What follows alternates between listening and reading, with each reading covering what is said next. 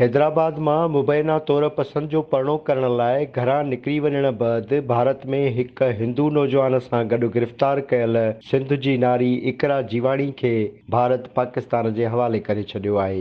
धीअ जे आज़ाद थियण ते संदसि वालिद सुहेल जीवाणी ऐं ॿिया इकरा खे वठण लाइ हैदराबाद मां लाहौर रवाना थी विया आहिनि। इकरा जीवाणी जी पाकिस्तान मां पहिरीं नेपाल पहुचण ऐं नेपाल खां पोइ भारत में मलायम यादव सिंह नाले नौजवान सां परणो करण ऐं पोइ गिरफ़्तार थी वञण वारी कहाणी सभिनी जे लाइ अचरज में विझंदड़ आहे।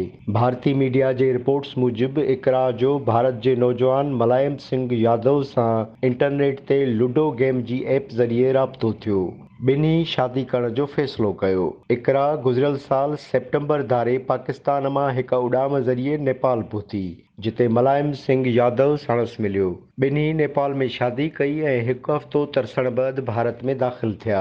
भारतीय मीडिया जे रिपोर्ट्स मूजिबि उत्तर प्रदेश सां तालुक़ रखंदड़ मलायम यादव ऐं इकरा खे 23 जनवरी ते बेंगलोर पुलिस गैरकानूनी दस्तावेज़नि ते भारत में दाख़िल थियण जे इल्ज़ामनि हेठि गिरफ़्तार कयो। भारतीय मीडिया मूजिबि इकरा शादीअ खां पोइ पंहिंजो नालो तब्दील करे राव यादव रखियो ऐं इन नाले सां जाली सुञाणप कार्ड बि ठारायो। इकरा जे वालिद सुहेल जीवाणी जो मौक़िफ़ आहे त संदसि धीउ खे मलायम सिंह मुस्लमान नौजवान बणिजी पंहिंजे ॼार में फासायो ऐं नेपाल घुराइण बैदि भारत वठी वियो। हुन हैदराबाद जे सिटी थाणे ते 19 सेप्टेंबर ते इकरा जे अगवा जो केस बि दाख़िल करायो हो। इकरा जे वालिदेन जी अपील ते पाकिस्तान भारत आॾो मामिलो उथारियो ऐं भारतीय अख़्तियारनि पारां अॼु इकरा जीवाणी खे अटारी वाघा बॉर्डर वटि पाकिस्तानी अख़्तियारनि जे हवाले कयो वियो। इकरा जीवाणी जो वाक़ियो असांजे वालिदेन जे लाइ इहो सबक़ु आहे त हू पंहिंजनि ॿारनि जे सरगर्मियुनि ते नज़र रखनि ऐं हुननि जा मसइला सम्झण जी कोशिश कनि।